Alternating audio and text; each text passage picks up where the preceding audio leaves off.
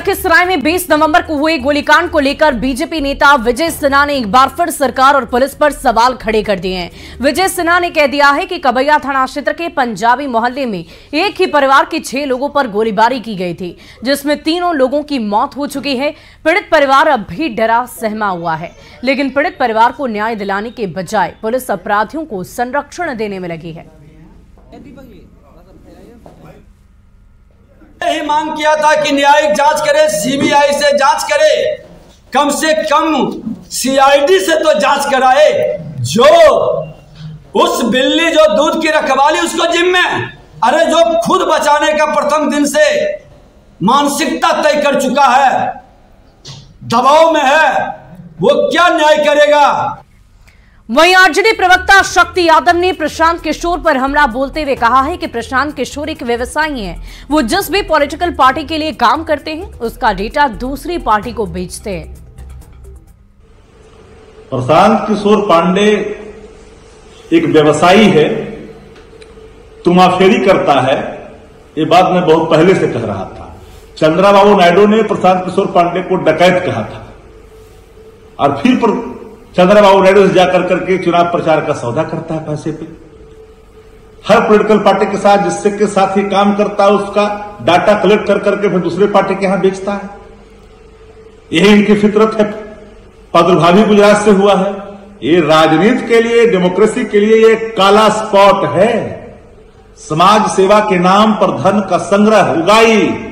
और खबर बेगूसराय से, जहां प्रसिद्ध सिमरिया गंगा घाट का अब जीर्णोद्धार हो रहा है और इसके लिए बिहार सरकार के साथ ही जल संसाधन मंत्री संजय झा ने काफी कड़ी मेहनत भी की है। एक तरफ जहां बिहार सरकार की ओर से 114 करोड़ से अधिक की राशि आवंटित की गई, तो जल संसाधन मंत्री संजय झा लगातार सिमरिया में हो रहे विकास कार्यों की स्वयं मॉनिटरिंग कर रहे हैं। उन्होंने पूर्व में भी कहा है कि जनवरी तक सिमरिया के फर्स्ट फेज के काम का उद्घाटन करवा लिया जाएगा, साथ ही साथ उसके बाद विकास के कार्य होते रहें।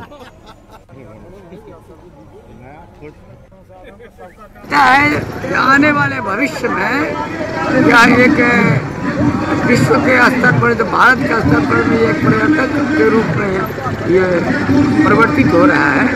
ये गौरव का विषय मिथिलांचल का के लिए तो बुझिए तो बहुत अच्छा काम हो रहा है।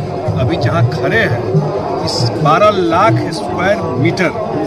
स्क्वायर फीट में मिट्टी भरा हुआ है आप लोगों के सामने में, और इसका चारों तरफ घेराबंदी हुआ है। इसका फ्लोरिंग भी हो जाता, लेकिन बारिश बहुत था तो रुक गया। इसका फ्लोरिंग भी हो जाएगा। चारों तरफ पेड़ लगा करके, सीढ़ी बना करके, यहाँ रहने में अब दिक्कत पास करने आते उनको नहीं हो। अयोध्या में 22 जनवरी को राम मंदिर का विधिवत उद्घाटन होने वाला है और इसे लेकर देश भर में उत्साह का माहौल है। राम मंदिर के उद्घाटन के लिए देश के जाने माने लोगों को आमंत्रण भेजा जा रहा है। बिहार में भी निमंत्रण भेजा जाएगा, लेकिन इससे पहले जेडीयू ने नेताओं से जब राम मंदिर के बारे में पूछा गया तो उन्होंने राम मंदिर के बहाने बीजेपी पर राजनीति करने का आरोप लगाया। वहीं वित्त मंत्री विजय चौधरी ने कहा कि बिहार के गांव-गांव में राम मंदिर की स्थापना की गई है। क्या मतलब है? राम मंदिर तो बिहार में गांव-गांव में बने हुए हैं और गांव-गांव में लोग राम की पूजा करते हैं, और राम की पूजा करने के लिए किसी मंदिर में भी जाने की बहुत आवश्यकता नहीं होती है।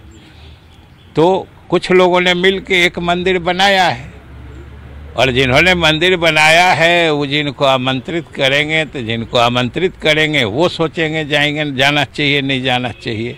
भगवान तो सबके भगवान है। हर दल के कार्यकर्ता के भगवान राम हैं। भगवान तो किसी एक पार्टी के हो नहीं सकते।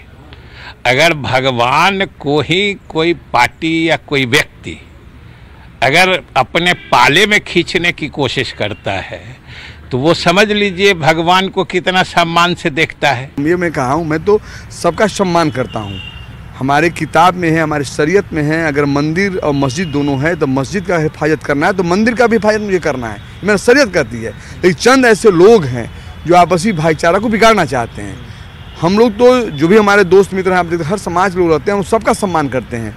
हर लोगों के पास जाता हूँ, सबका सम्मान करता हूँ। मेरी किताब में भी है, उसमें शरीयत में भी है, किताब में कहा भी गया है कि अगर मंदिर मस्जिद में आप जाते हो, वहाँ मंदिर भी है, तो मस्जिद का अगर हिफाजत करते हो तो मंदिर का भी हिफाजत मुझे ही करना है। और शांति, सद्भाव, अमन और प्रेम का संदेश लेकर आज रात प्रभु यीशु धरती पर अवतरित होंगे। गोपालगंज में क्रिसमस को लेकर गिरजाघरों में तैयारियां पूरी कर ली गई है। तिरविरवा गांव में स्थित कैथोलिक चर्च में भव्य तरीके से सजावट की गई है। चरनी में मरियम के लाल प्रभु यीशु का रात के 8 बजे जन्म होगा और इसके बाद विशेष तौर पर प्रार्थना की जाएगी। शांति, सद्भाव और प्रेम का प्रतीक क्रिसमस गोपालगंज में भी धूमधाम से मनाने की तैयारी चल रही है। गोपालगंज के सदर प्रखंड के तिरविरवा गांव में कैथोलिक चर्च है और इस चर्च को इस वक्त भव्य तरीके से सजाया गया है। आज रात में तकरीबन 8 बजे प्रभु यीशु का जन्म इस चर्च में होगा और मरियम की जो लाल है प्रभु यीशु है, उनका जन्म चरनी में होगा और जन्म के बाद क्रिसमस का जो सेलिब्रेशन है वो अब शुरू हो जाएगा। प्रभु यीशु का जन्म तो 25 दिसंबर के मतलब कि 24 दिसंबर के रात में ही होता है। 24 दिसंबर अर्थात 25 दिसंबर के शुरुआत में, तो इसलिए हम लोग रात में ही, चूँकि बहुत अधिक ठंड है, इसलिए 8 बजे ही हम लोग क्रिसमस के जो मिस्सा है, मिस्सा बलिदान, वो हम लोग शुरू करेंगे। ऐसे में गोपालगंज की जो पुलिस प्रशासन है, प्रशासन की ओर से भी तैयारियां मुकम्मल रूप से की गई, क्योंकि चर्च में काफ़ी भीड़ होती है। लोग कैंडल जलाने के लिए जिले भर से यहाँ क्रिसमस के दिन चर्च में पहुँचते हैं, तो भीड़ को नियंत्रण करने के लिए भी महिला पुलिस बलों की भी तैनाती इस बार की गई है। साथ ही जो चर्च है उसे शाम के 4 बजे तक प्रशासन की ओर से खाली करने का निर्देश भी दिया गया है। गोविंद कुमार, न्यूज़ 18, गोपालगंज। क्रिसमस और नए वर्ष के आगमन को लेकर लोगों में गजब का उत्साह नजर आ रहा है। जगह जगह होटलों से लेकर पार्क तक में जश्न की तैयारियां शुरू हो चुकी है। आज मध्य रात्रि से बिहार के सभी गिरजाघरों में भीड़ एकत्रित हो जाएगी, जिसको देखते हुए पुलिस मुख्यालय ने सभी जिले के एसपी को अलर्ट रहने के लिए कहा है। गिरजाघरों के अलावा उन सभी जगहों पर सुरक्षा के पुख्ता इंतजाम करने के निर्देश दिए गए जहाँ लोगों की भीड़ एकत्रित होने की संभावना है। बाजारों में, भीड़ भाड़ के इलाकों में, पार्कों में और गिरजाघरों में जहाँ पर ये पर्व मनाया जाता है, वहाँ पर नववर्ष की जहाँ जहाँ भीड़ होती है, लोग अमूमन इसको मनाते हैं परिवार के साथ में। वहाँ पर लगातार हम लोग सादे वेश में हो, लाठी बल हो, महिला पुलिस हो, सशस्त्र बल हो, चौक चौराहों पर जो पेट्रोलिंग की व्यवस्था है वो सारी हम लोग सुदृढ़ करेंगे। जैसा कि पूरे 2023 में और उसके पहले भी लगातार पर्व शांतिपूर्ण तरीके से, सौहार्दपूर्ण तरीके से आम जनता ने मनाए, वैसे ही इस वर्ष जो नववर्ष आने वाला है उसके लिए भी हम लोग। और अगली खबर जहानाबाद से आपको बताएं, जहां पर्यटन विभाग और जिला प्रशासन की ओर से वाणावर महोत्सव का सफल आयोजन किया गया। वाणावर पहाड़ की तलहटी में जिला प्रशासन के सारे अधिकारियों के साथ ही आम जनता भी मौजूद रही। जिला प्रशासन द्वारा इस महोत्सव को प्रभारी और आकर्षक मनाने के लिए खास तैयारियां की गई थी। महोत्सव में प्रसिद्ध पार्श्व गायक, गायिका एवं स्थानीय कलाकारों द्वारा नृत्य एवं संगीत की आकर्षक तौर पर प्रस्तुति की गई। स्थानीय कलाकारों के साथ ही गायक सत्येंद्र संगीत ने भी शानदार प्रस्तुति दी है।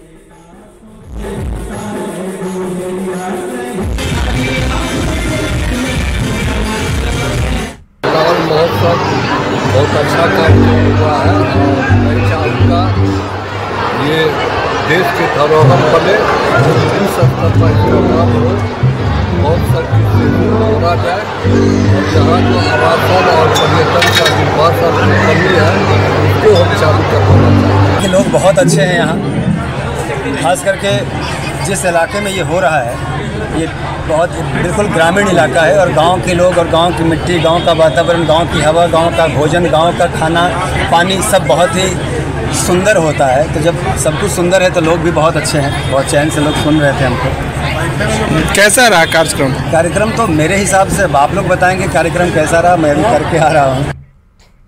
और फिलहाल